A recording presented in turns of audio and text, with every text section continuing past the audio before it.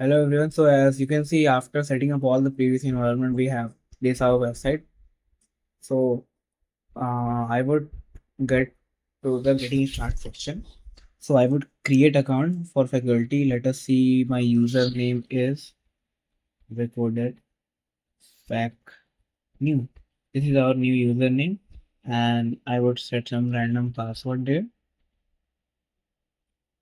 Yeah, perfect. So yeah, so we have the following dashboard there. We can see. I would go to data and setting and choose file. Choose file both of this student POR. We have all the 649 student in our world. You can clearly see these are all our average period one, period two, and predicted final grade. Predicted final grade is based on our models, and these are all our engineer cohort metrics, which include the trends basically. So if I talk about the average risk trend, we can see the more risk, the less is the grade, which is true.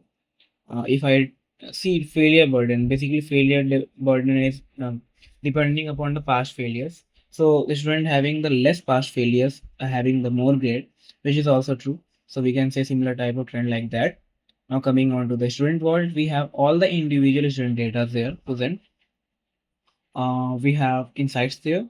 I can also sort based on risk tier. So if I take on the higher risk tier on the top, I would if I choose student 180 as the first insights, we can see that his current is 8, predicted is 7.8, failure is very much high, absence is also very much high. So we have the intervention like high absence. Maybe we can talk with the parents and all stuff. We have this is basically the deviation between the average and the current student data. So this is the average one and this is the current. So we have in the negative side, which is not good. Similarly for the average grade P1 and P2 and period 1, these are all the binaries. So we don't have much in we don't have to see much into it because these are the 0 and 0. So all the students have like 0. So it would be also at the 0 one. Okay. So it's true. And that's true. So mother job, father job, say all the student and he's also having much. So it's not affecting much more. And we have the SAP explanation. This is for the each student which risk factor is affecting how much. You can see high is denoted by red and low is denoted by green.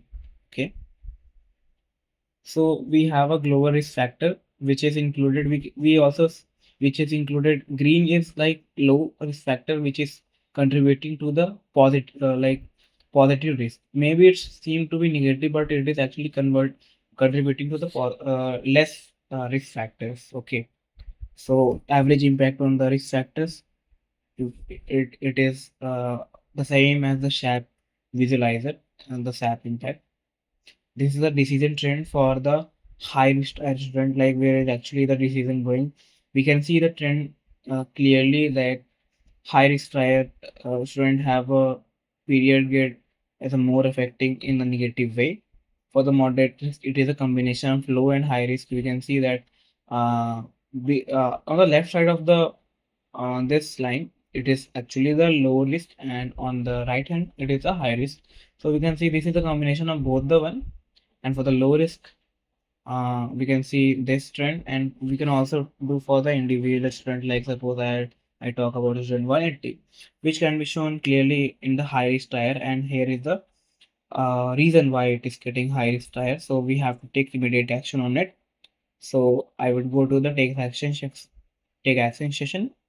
I would select student 180. We have the multiple take action. So out of it, we have a 4 urgent, and 4 urgent can be like low G1 score and beauty score. These all the denoting in the red are the urgent action, well these are on the moderate side. So I would first of all I would do like whatever present now in the urgent. Let us suppose I have done only two right now, which is marked as done. So we have notification section like action taken on my student 180 and action taken on my student 180. So these are the notification section of the all the faculties, like who what action are being taken for the student. So which is important for all the faculties to know. Okay, for transparency. So yeah, this were all about the faculty. Okay. Now coming on to the HOD dashboard. So these are the HOD dashboard. First of all, I would make a new account. So I would mark it as a new one. So this is our new account. I just created a new account, and yeah, you can see that the faculty dashboard looks like this, and these are all the faculty. This is all, sorry, this is all the HOD dashboard, and this is all the faculty comparison. Like I have uploaded the same data for the each of the faculty, so they are the same. Which I did this all in the earlier section, and this we can see the new section which we had done now. Now I will go to the action log. Action log, you can see that two action were taken by student, taken by faculty, new one. So it is on the student 180. So we can clearly see that those two are clearly seen here, and other are seen here, which were taken by the different faculty, which is Vishwas, and you can see the name by whom it was taken. If I talk about teacher data, I can also message some important things to any faculty. Like if I want to schedule meeting, if I want to need improvement in his class, we can send a message.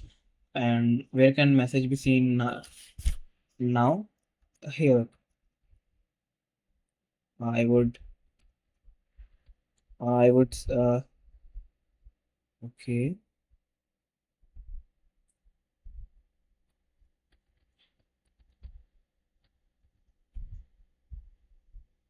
So wait a minute. Was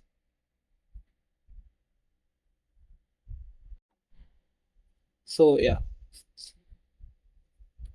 So I would now log into again that faculty.